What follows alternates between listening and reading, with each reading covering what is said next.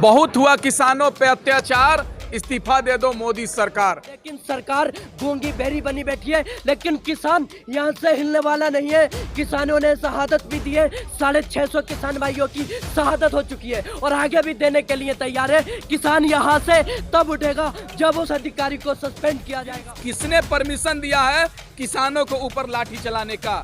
किसने परमिशन दिया है किसानों को ऊपर गोली चलाने का? मुख्यमंत्री ने दिया है या डिप्टी सीएम ने दिया है? किस प्रशासन के लोगों ने दिया है? इस पे मोदी जी बता दो उन अंबानी अडानी अपने यारों से, किसान नहीं डरने वाला है पानी की बौछारों से, पानी की बौछारों से।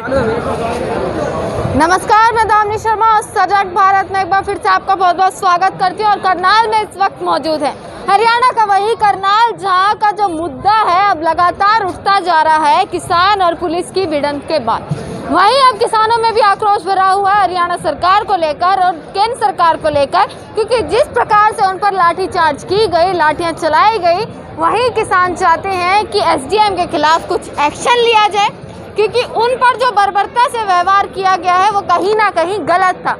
और यही किसान 9 महीने से लगातार बॉर्डर पर बैठा है। दिल्ली के बॉर्डर की जो गूंज है वो अब हरियाणा तक पहुंच चुकी है। मुजफ्फरनगर की पंचायत के बाद अब हरियाणा का पूरा जो ये करनाल है, पूरे में सारे हर जगह यहाँ पर किसान इस वक्त दिखाई दे रहे हैं। किसानों ने रोडों को, सड़कों को घेर लिया है, हर जगह किसानों का जमावड़ा लग गया है। किसान हमारे साथ मौजूद है, इन्हीं से बात करते हैं कि दिल्ली, मुजफ्फरनगर, यूपी, लखनऊ आखिरकार कहां जाने की किसानों की प्लानिंग है, क्या करेंगे आगे अगर सरकार इनकी बात तब भी नहीं मानती है। तो किसानों से बात करते हैं कि क्या है इनकी प्लानिंग। एसडीएम के खिलाफ एक्शन की बात आ रही है कि एक्शन लिया जाए, इसीलिए आप यहाँ पर जमा हो गए हैं। बहुत हुआ किसानों पे अत्याचार, इस्तीफा दे दो मोदी सरकार। जिस तरीके से पिछले दिनों करनाल के अंदर भारतीय जनता पार्टी के मुख्यमंत्री के आदेश पर पुलिस ने जिस तरीके से किसानों के ऊपर लाठी चार्ज करने का काम किया है, बहुत ही शर्मनाक है। या कोई आतंकवादी है क्या? कौन है ये? देश के अन्नदाता है, 10 देश को पालनेहार है। ये खेती करते हैं तो देश खलता, देश खाता है, पीता है। अगर किसान खेती करना छोड़ दे तो इस देश के लोग भूखे मर जाएंगे। खटारा सरकार को शर्म आना चाहिए। खट्टर सरकार नहीं, खटारा सरकार को शर्म आना चाहिए कि हमारा एक भाई शहीद हो जाता है लेकिन उसके परिवार से मिलने नहीं जाते हैं। आज करनाल के अंदर लगातार यहाँ पर बैठे हुए हैं। जिस एसपी ने, जिस डीजीपी ने, जिस सरकार ने, जिस पुलिस ऑफिसर ने लाठी चार्ज करने का ऐलान किया था, परमिशन दिया था, उस पे कार्रवाई हो और जो जो इसमें शामिल है उनको तत्काल निलंबित किया जाए, तब जाकर हमारे किसान भाइयों को राहत मिलेगी। एक बात बताइए, किसानों के ऊपर लाठी चला, गोली चला, वाटर कैनन चला, एक हमारे भाई शहीद हो गए, क्या? क्यों लाठी चला? मैं पूछना चाहता हूं खटारा सरकार से। अब सब्र का बांध टूट चुका है। अगर इन पुलिस वालों पे कार्रवाई नहीं होती है, इन ऑफिसर पे कार्रवाई नहीं होती है, तो ये भी दिल्ली के तरह, बॉर्डर के तरह भी करनाल भी, यहाँ भी किसान बैठने का काम करेगा और ये सरकार को उखाड़ फेंकने का काम करेगा। पुलिस की क्या गलती? पुलिस पे तो खुद ऑर्डर आता है ऊपर से, उन्हें तो वो फॉलो करना ही है। वही तो हम कह रहे हैं कि किसने परमिशन दिया है किसानों को ऊपर लाठी चलाने का? किसने परमिशन दिया है किसानों को ऊपर गोली चलाने का? मुख्यमंत्री ने दिया है या डिप्टी सीएम ने दिया है? किस प्रशासन के लोगों ने दिया है? इस पे जांच किया जाए। ये 2 दिन नहीं 3 दिन यहाँ पे हो गए, लेकिन 10 महीने जो है दिल्ली के चारों ओर बैठे हुए हो गए बॉर्डरों पे। वहाँ पर करोड़ों किसान बैठे हैं हर बॉर्डर पे, देश के अंदर जगह जगह टोल पे जो है मतलब लोग धरना दे रहे हैं। यहाँ पर केवल इस चीज का धरना चल रहा है कि उस अधिकारी ने जो ऑर्डर दिया था कि आप सिर में लाठी मार सकते हैं, मैं लिखित में दे रहा हूँ, उसी का जो है अंजाम था कि हमारे किसान भाइयों को झेलना पड़ा। एक जो है हमारे वहां पर काजल जो शहीद हो गए और कई सारे किसान जो है इतनी बुरी तरीके से घायल हो गए थे कि उनका जो खून बहा है। आज इस गर्मी की हालत में आप देखिए किस तरह से नाक से, मुंह से खून आ रहा था, वो बेहोश हो चुका है। तो इस तरह के दौरे जो है गर्मी की वजह से पड़ रहे, लेकिन सरकार जो है तानाशाही कर रही है। अंधी बनी बैठी है, ये अंधी और गूंगी बहरी सरकार हो गई है। सरकार को दिखाई नहीं दे रहा है, सुनाई दिखाई नहीं दे रहा कि यहाँ पर लाखों लोग परसों से बैठे और खट्टर सरकार कहाँ है? खट्टर को ये तक नहीं है कि जब किसान जब आईना बनकर तुम्हारे दर पे पहुंचा है, किसान जब आईना बनकर तुम्हारे दर पे पहुंचा है, तो खट्टर जी तुम्हारे प्रशासन का हाथ क्यों लाठी डंडों पे पहुंचा है?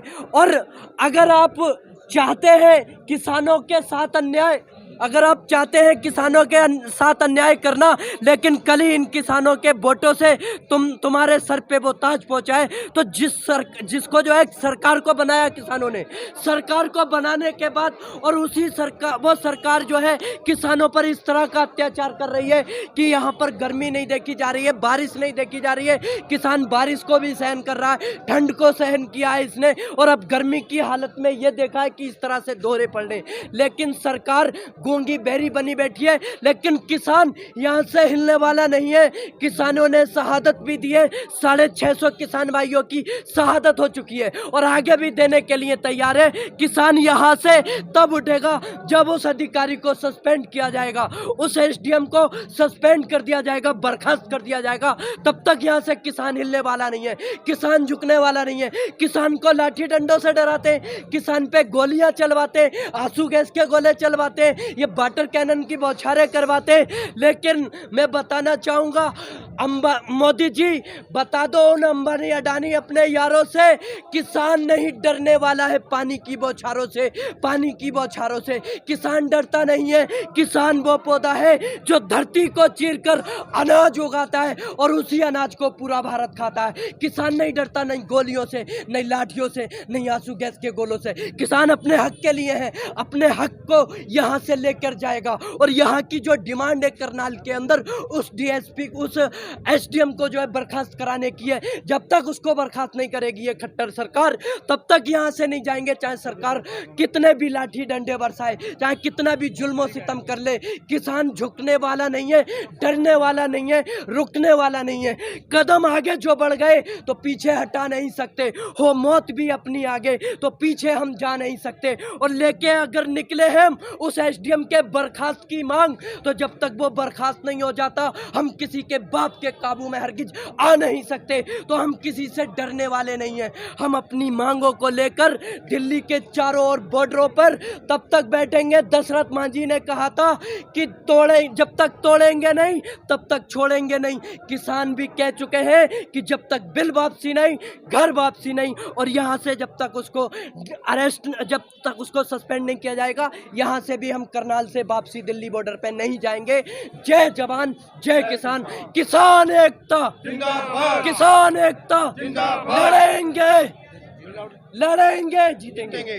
आवाज दो, आवाज दो, हर जोर जुल्म की टक्कर में संघर्ष हमारा नारा है। ये जो अभी दृश्य देखा है हमने गर्मी के, देखिए जिस तरीके से किसान लगातार 9 महीने से बॉर्डर पे बैठे हुए हैं और 600 से ज़्यादा शहीद हो गए, लेकिन ये सरकार, तानाशाह सरकार, हिटलर सरकार किसानों को सुनने के लिए तैयार नहीं है। अभी आपने देखा होगा जिस तरीके से यहाँ पर हजारों की संख्या में करनाल पे बैठे हुए हैं ऑफिस के सामने, लेकिन वो खट्टर सरकार ने एक एम्बुलेंस का व्यवस्था नहीं करती है, एक डॉक्टर का व्यवस्था नहीं करती है, बल्कि किसानों से वोट लेकर किसानों पर लाठी चार्ज करने का काम करती है। ये सरकार जो देश के आम नागरिकों के बारे में नहीं सोचेगी, किसानों के बारे में नहीं सोचेगी, वो सरकार हमारे शासनकाल, हमारे देश में, हमारे राज्य पे शासन नहीं करेगी। आप बताइए ना, किसान बैठा हुआ सड़क पर, लेकिन ये सरकार सुनने को तैयार नहीं है। सरकार एम्बुलेंस नहीं लाती है, डॉक्टर की व्यवस्था नहीं करती है, बल्कि सरकार लाठी चढ़वाने के चार्ज करने का काम करती है, गोली चलवाने का काम करती है,